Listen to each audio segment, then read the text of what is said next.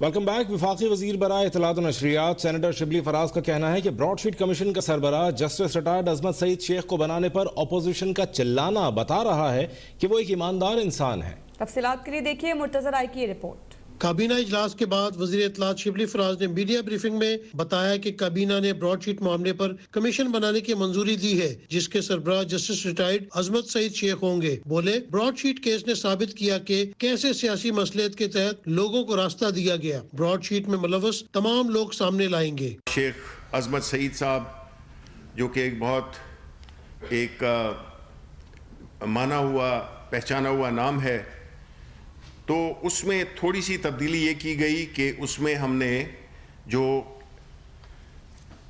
Commission of inquiry act 2017 کے تحت ایک کمیشن بنایا ہے، جس کے کہ وہی سربراہ بھی ہوں گے اور ایک شخصی یہ کمیشن ہوگا۔ شبلی فراز نے کہا کہ وزیر اعظم سینٹ الیکشن مکمل شفاف دیکھنا چاہتے ہیں، اس حوالے سے ترمیم کے لیے ضرورت پڑی تو بل پارلیمنٹ میں بھی لائیں گے۔ ہمیں ضرورت پڑی تو ہم پارلیمنٹ بھی جا سکتے ہیں۔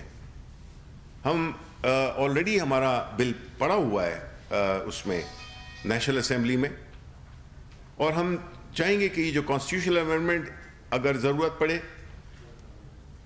تو وہ بھی ہم پریزنٹ کریں گے، اور ہم دیکھیں گے اس کی مخالفت کون کرتا ہے۔ وزیر اطلاعات کا کہنا تھا کہ اسلامی بینکاری کی شرط کے تحت قرض لینے کے لیے کوئی ثاثہ گروی رکھنا ضروری ہوتا ہے، لیکن وزیر اعظم نے کہا سکوک بانڈز کے لیے F9 پارک کی جگہ کوئی عمارت گروی رکھی جائے۔ جو اس میں F9 پارک کا ذکر کیا گیا، یہ ایک کنڈیشن ہوتی ہے اسلامک فائنینسنگ میں، جو اجارہ فائنینسنگ ہوتی ہے، کہ آپ کو ایک انڈر لائنگ ایسٹ چاہیے ہوتا ہے، یعنی کہ ایک ایسٹ یہ نہیں ہے کہ وہ گروی رکھ لیا جائے گا یا وہ اس پہ کوئی کسی کا چارج ہوگا۔ شبلی فراز نے کہا کہ تحریک انصاف کی حکومت نے 2 برسوں میں 11,500 ارب روپے قرض لیا، جس میں سے 6,000 ارب سود اور قرض کی ادائیگی، جبکہ 3,000 ارب ڈی ویلویشن میں چلے گئے۔ کیمرہ مین عثمان غنی کے ساتھ مرتضی رائے، اسلام آباد اب تک۔